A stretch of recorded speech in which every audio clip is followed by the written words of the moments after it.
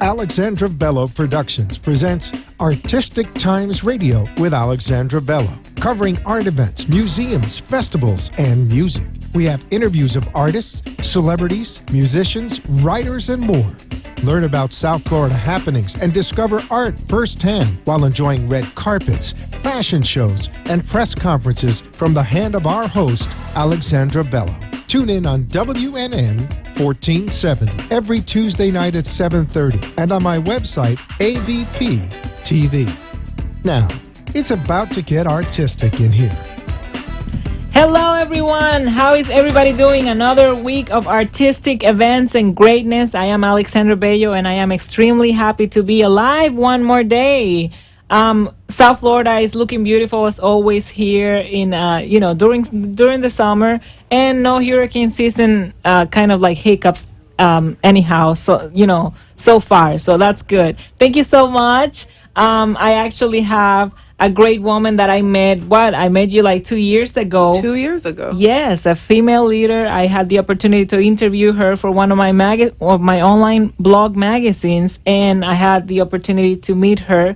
Khalib Thompson. How are you doing, Khalib? I am good. It's a wonderful day in South Florida. It is a wonderful day in South Florida. Khalib, we have to say like that we respect you a lot because you had made it to PBS with your show Taste of the Islands. Taste the Islands, yes. Exactly. So I know I met you when a friend of mine was recording it with you and shooting it. Yeah. A shout out to Adam Heim, who was the one that actually gave me your number. Yes. And how was that process? Tell me about the whole process and tell the audience. We have a lot of people that listen to the show that are from film. Right. So they're like, this is like a niche show. It's for people that follow art and that follow film, mostly film. So tell us about it. Okay, so it was an adventure. This is actually my third television production. It could have been my second, but it was the third television production.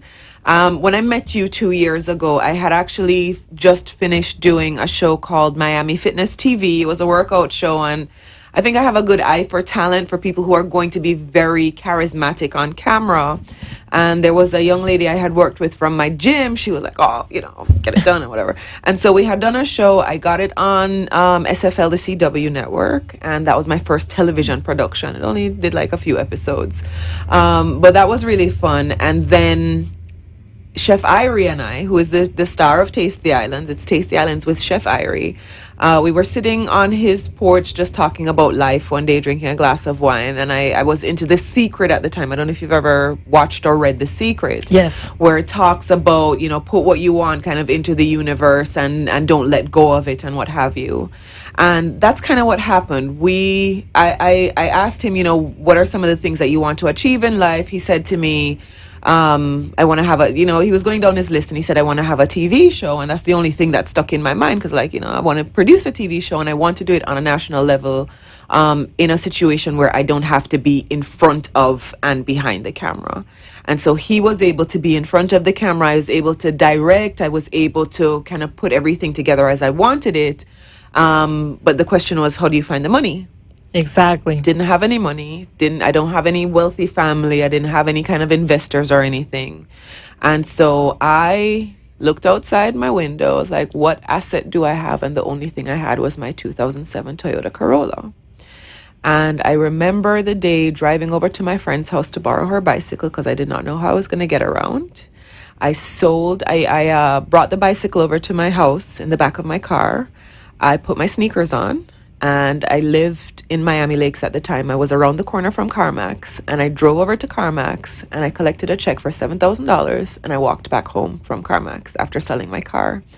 And that's how I was able to get the whole thing started. So I called the Art Institute where you used to go there. Yes. And I called and I started, asking, can I get some of your alumni? I want to see some reels because I couldn't afford the going rate for people. So I was like, okay, let me find some alumni who have a good quality of, I wanted my freehand cameras, not the tripods and the the typical way, and I knew what I wanted to look. I sat and I watched Create TV, and I watched the Food Network, and I watched, their most basic shows that didn't have all the pomp and the ceremony. And I said, I can do one like this that reflects the Caribbean community, because that's what I wanted to do. Always, let's reflect the Caribbean community in the best way. Let's do it in a Caribbean way. I can call on my friends. I used to be in music and entertainment. I could call on my friends Kevin Little and Maxie Priest and Inner Circle, who did Bad Boys. But all of these people, I could call on them, get them involved in the show. So you use the resources that you have. And sometimes you have to suffer. You have to walk down the street. You have to ride a bicycle. You might have to take the bus. But to get it done, it was just do whatever you have to do. No, but that's very important. And it's so wonderful that you're sharing the story with us, because we have a lot of independent filmmakers here in South Florida that unfortunately have to either move to LA or move to New York or even Georgia because they cannot find here what they're looking for, or they just don't think outside the box, Right. which is why I like to tell people you got to think outside the box, because once you do that extra mile, things are going to come back. Like, for example, I had the opportunity to have you visit the first film carpet last year. Yes. And after that film carpet, things have, doors have opened for me. They have opened for other people.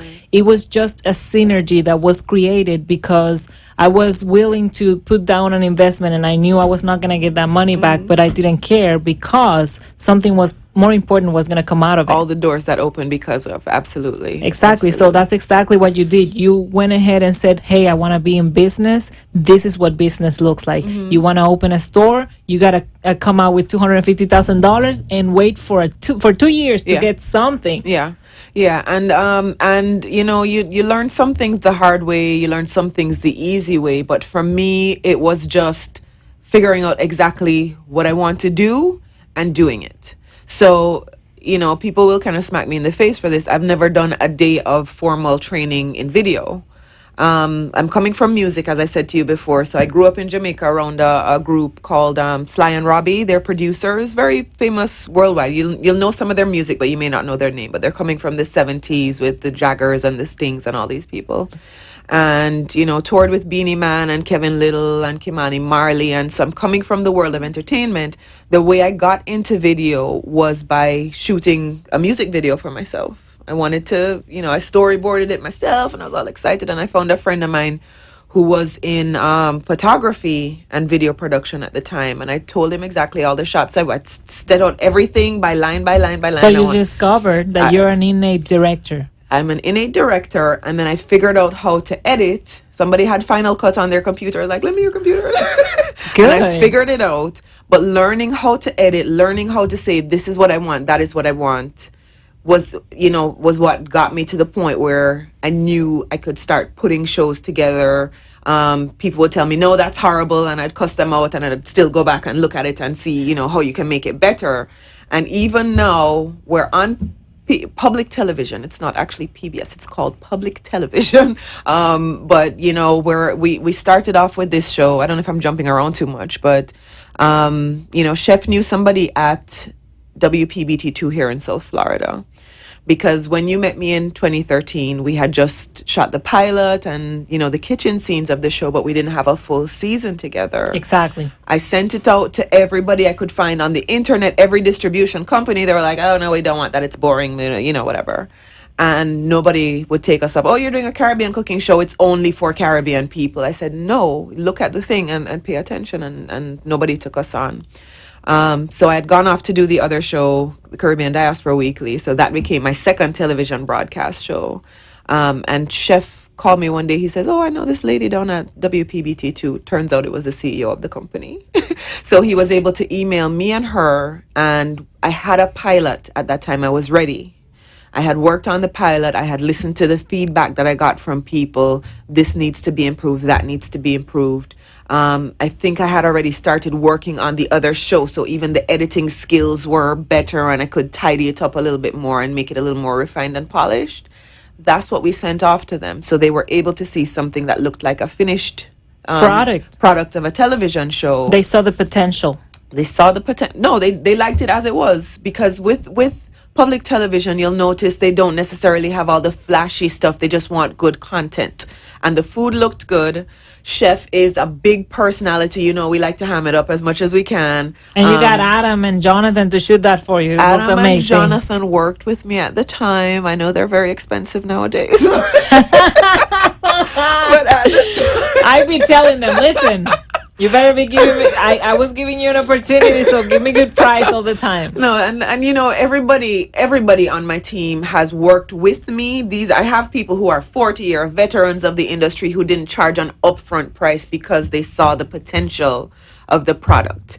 And so going into PBS, it's not everybody they will let into their doors, but I was able to walk in with one person who was a media expert, chef who they already knew, another person who had 40 years of background in the Jamaican television industry. And so when you have that kind of support system around you, they don't need to know who's getting paid and who's not getting paid yet and whatever. They just want to know that you have the support system there. Yes. And so even in terms of mentors that you need to find and the people who will kind of, even if they're not doing the stuff for you, because I literally edited every single frame of every single episode with my two hands to get this thing done. Yeah. But Lukey came in. Lukey's the guy who was, you know, Lukey in Chong. right. Lukey Chong, who's been in television for 40 years. He came in and he was able to do the broadcast, you know, the levels. You have to crush your blacks and do whatever with your whites and check all the color signal levels and tweaking the color, signal so it all goes of to that. television. All of that stuff that I have no idea what it was, because before this I could Television just is complicated. if it's over the air television, yes. I don't think it's the same for because other television networks we'd work with, we just sent them digital files and they didn't care. Yeah. But for PBS, where you know you're going to be having people with the big The tube boxes. televisions, Yep.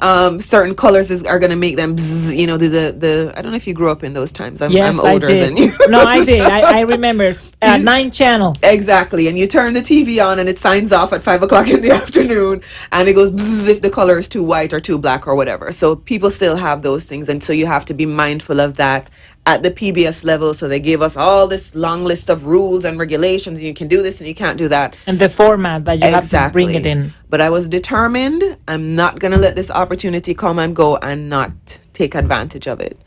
And I mean, right now we're available to 246 million Americans. We're in 42 states.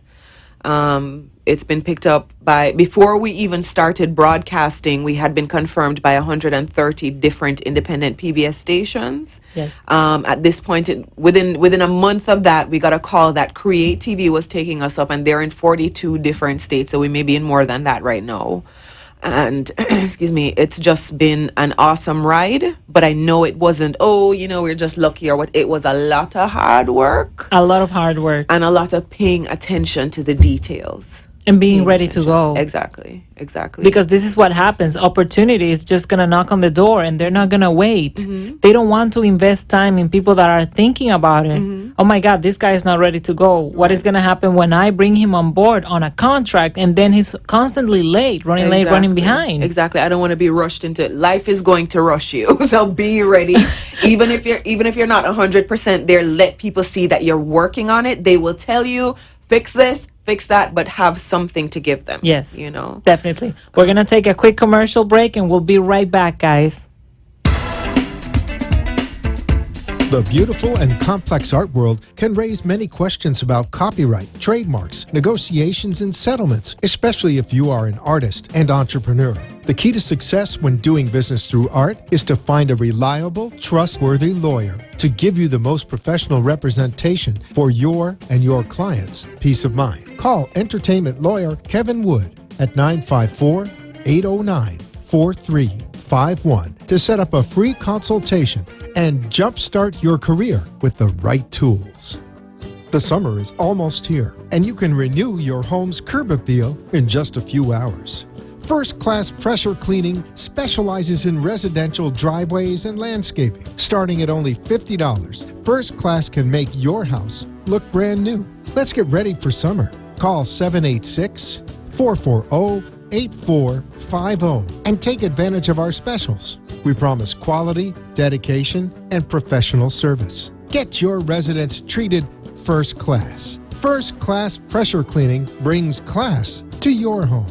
786 440-8450 and tell them you heard about them from Artistic Times. You're listening to Artistic Times with Alexandra Bello. Call into the show at 888-565-1470 and join us on the red carpet as Alexandra interviews and informs at WNN 1470 and ABP TV. Now, back to our show. And we are back. Woo, woo, woo. All right. Again, Alexandra Bello here with Artistic Times Radio. I just want to give you a couple of reminders. If you want to call in the show, just dial 888-565-1470. Remember, if you are listening to me on iHeartRadio, that you can also listen to me on 1470 AM every Monday at 7:30 p.m. Or if you're in Atlanta, just tune in at 8:60 AM. You can also see me live on alexandrabelloproductions.com and just look for a little microphone with radio and click on it, and you're going to be able to see my Ustream live feed. You can also find my archive right there, or just go to artistictimes.tv for my archive. If you like Vimeo, we used to upload it on YouTube, but we're not doing YouTube anymore. We're going to be uploading this interview and any other interviews to Vimeo, and my channel is ABP TV. Remember, you can follow me on Facebook for any events. If I'm speaking too fast, just follow me on Facebook, Alexandra Bello, or follow me on Twitter, Instagram, YouTube, and Vimeo on ABP TV. Okay, now we have IMDb, and let's see what's happening with some movies coming out. I just want to remind you that on July 17, we have Ant-Man, we have Trainwreck, we have Mr. Holmes, Irrational Man, and The Look of Silence. On July 24th, we have Paper Towns, Pixels, and American Heist. Also, I want to remind you that we have Rotten Pancakes improvisation show at the Abyss Theater. So if you are in commercial in Fort Lauderdale area, you can just go to the Abyss. It's a cute little theater I've been, actually. It's on Dixie Highway on Wilton Manors, Florida, and they would have that improvisation show. If you are more like in the Boca area, you can also go to improvisation comedy classes at Center Stage Performing Arts. And if you like a Rolling Stones tribute band, just go tonight at 9 p.m. at the Backyard in Boynton Beach. Well, that's a little short notice, but anyways, I also had the amazing experience of visiting last Friday the 48-hour film project Best Selections. And, I want to give a shout out to Kathleen Dean for inviting me. And, oh, yeah, it was amazing. I loved it. Yeah. I love Little Haiti Cultural Center. And I cannot wait for next year for the 48-hour film project to start again. We actually had her a couple of months back. And she's going to be at Film Carpet event in July 29th. Remember that this month, at the end of this month, on a Wednesday at 6:30 p.m., we're going to have a red carpet at Cinema Paradiso in Fort Lauderdale called Film Carpet. And it's going to be a networking event where people are going to be able to showcase their almost finished products, because after that they go back and polish it, and then they submit it to film festivals. We are going to have Dear Future Wife. They're very popular on YouTube, and they are submitting their web series to us. We are also going to be showcasing Suzanne Ryder's music video about Points for Love, her new organization to bring awareness about cancer, ALS, and any of the chronic illness. We are also going to have Stacy Long's new female director. Her The End Is Near is a short film. I liked it. I asked her to please submit it, and big hugs and kisses to you, my love. And we are also going to have Vivian Orozco's short documentary. It's about 5 minutes long, and it's called Voices. And we have also Brian Lowe Morale, his short film Figment. We also have a lot of trailers, a lot of interesting people coming by. Kathleen Dean is going to be a guest speaker, and we're going to have as a keynote speaker William Garcia. If you don't know William Garcia, he actually completed a movie this year and put it on Xfinity called The Shift. So remember to watch that movie with Danny Glover. If you have an Xfinity close to you. If not, follow me on Facebook. I'll hook you up with William. He'll send you the link where you can buy the movie or watch it and pay-per-view. Anyways, back to you, Khalib. I am so happy that you we're honest about your journey, because a lot of people sometimes don't want to share the details, and I think the details are so important. From where when you're getting from point A to point B, I think the struggle is actually part of the process and part of being lucky. So tell me a little bit more. Now you are in public television, and now you have to create a totally different format to submit it to them. How long have you been there, and what is there for you in the future? We started with public television broadcasting April of this year, so we're still just a few months old in terms of broadcasting. But the whole thing has happened very quickly because we met with them in the first place, I want to say August 1st of last year. So between talking to them for the first time and just showing them the pilot, and then they sent it off to American Public Television the day after we met, and American Public Television already knew that day that they wanted it for national distribution. But, I'm saying that to say, you knew it was a year plus before that we had started the whole journey. It's like a baby. Exactly. At the point when they said to us, yes, we want to carry it, I still didn't know how we were going to finish up the episodes because some of them were better than others. We were figuring out how we were shooting. Everything was kind of all over the place. And calling to my friends in the celebrity world and whatever, and figuring out how we were going to finish and package and format and whatever is what took that those last few months. And it's just been an adventure. I would say to your listeners or your viewers, think about resources more than you do about money. Sometimes we used borrowed cameras, we used borrowed kitchens, we used borrowed backyards. We went over to people's homes.